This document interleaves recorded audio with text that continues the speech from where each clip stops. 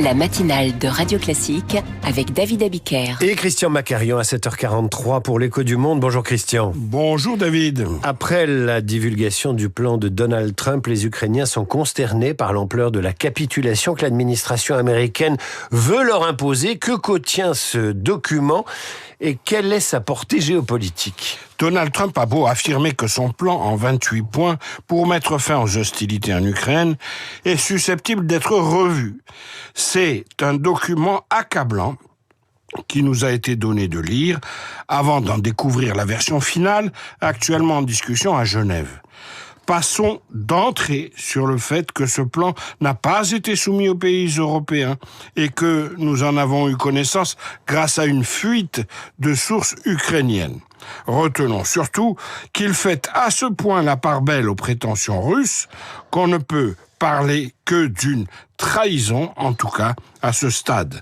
Même aux États-Unis, ce plan pour l'Ukraine soulève énormément de critiques et de révélations. Alors donnez-nous des exemples, vous qui avez lu le plan et les 28 points très précisément. Bien sûr, David. D'abord, l'agence Reuters révèle que c'est lors d'une rencontre à la fin d'octobre à Miami entre Steve Witkoff, le promoteur immobilier envoyé spécial de Donald Trump, Jared Kushner, le gendre du président, et Kirill Dmitriev, patron du fonds d'investissement direct russe, qu'a été établi ce plan en 28 points. Kirill Dmitriev, qui est sous le coup de sanctions, a écrit sur les réseaux sociaux que la position russe est bel et bien entendue, je cite, donc c'est un satisfecit total pour la Russie.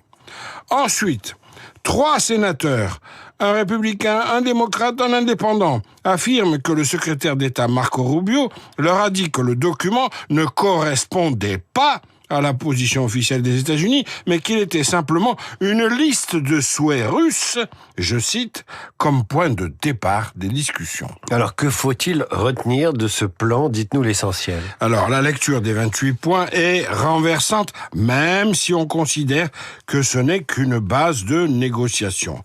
La Crimée est reconnue internationalement comme russe. Les oblasts de Louhansk et de Donetsk passent intégralement aux mains des Russes et les portions qui sont encore partiellement sous le contrôle des forces ukrainiennes deviennent zones tampons. L'OTAN s'engage à ne pas s'étendre davantage en Europe. Réduction de moitié des forces armées ukrainiennes. Réintégration de la Russie dans le G8, ce qui n'a aucun rapport avec l'Ukraine et qui est juste fait pour faire plaisir à la Russie. Partage entre Ukraine et Russie de l'électricité de la centrale nucléaire de Zaporijia.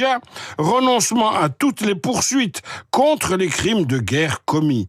Et par-dessus tout, vassalisation complète de l'Europe, qui se voit imposer par son ex-allié l'Amérique le voisinage perpétuellement menaçant d'une Russie qui peut préparer tranquillement l'offensive suivante. Alors quelle est la dimension stratégique que révèle ce nouveau tournant ? Donald Trump et son administration ont une vision complètement erronée de la Russie, qu'ils voient en superpuissance, en oubliant combien de dizaines de milliers d'hommes Poutine a dû sacrifier pour parvenir à occuper 18 à 19% du territoire ukrainien, en bientôt 4 années de combats acharnés. On est désormais en droit de parler d'un axe Trump-Poutine qui ne peut exercer ses effets qu'au détriment complet de l'Europe.